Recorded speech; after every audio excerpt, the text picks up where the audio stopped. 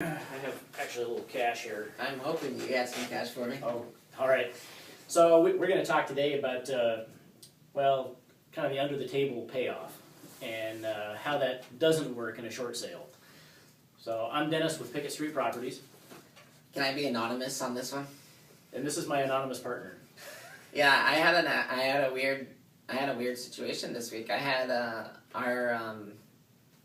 our buyer's agent wrote up a short sale listing, Mm-hmm. and she wrote a decent offer, Right. and the listing agent countered lower. Let me think about this. Okay. The listing agent's goal is to get what for the lien holder? More money. The listing agent's fiduciary responsibility is to Sell the property at market value, as close to market value, for as much money as possible, etc. Okay, go on. All right, so my buyer's agent wrote up a contract. Listing agent kicked it back for less money, with $5,000 going to the seller outside of closing.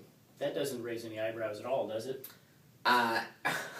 Raised every hair on my head is what it did. And so let's talk about that.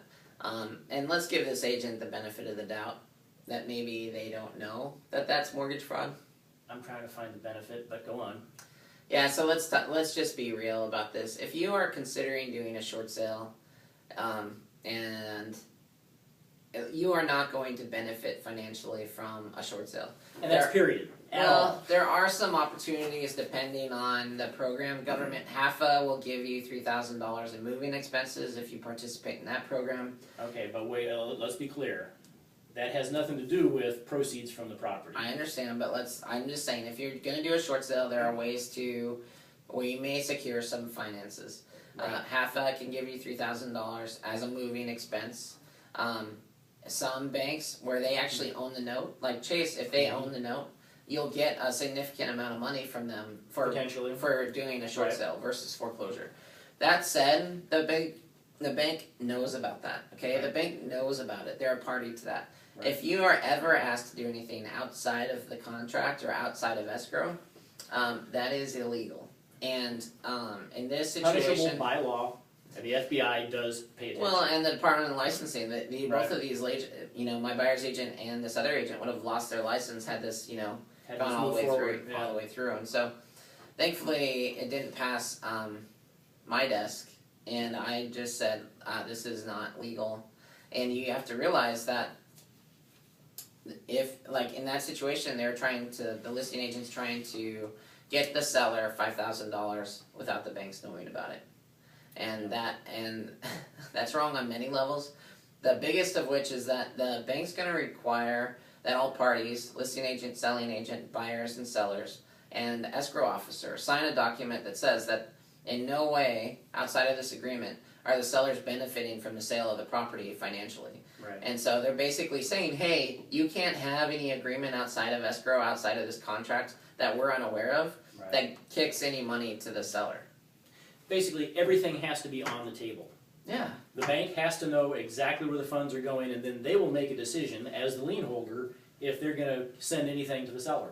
Yeah, sadly, there's a few people that try to ruin it for everybody else. And short sale, you know what? We have plenty of sellers in tough situations, and we're doing our best to make that manageable.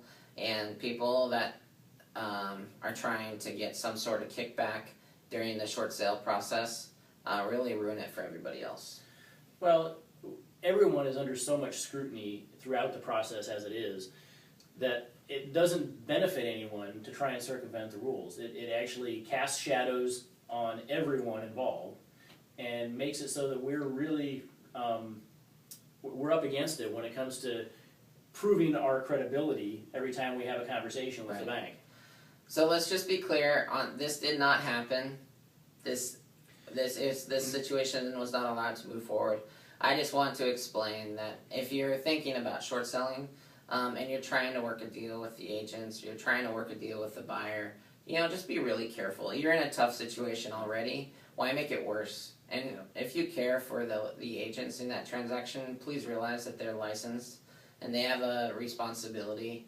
And if they agree to something like that, you could be endangering their license as well. And so Really think about what it is that you're trying to get and whether or not it's worth more trouble.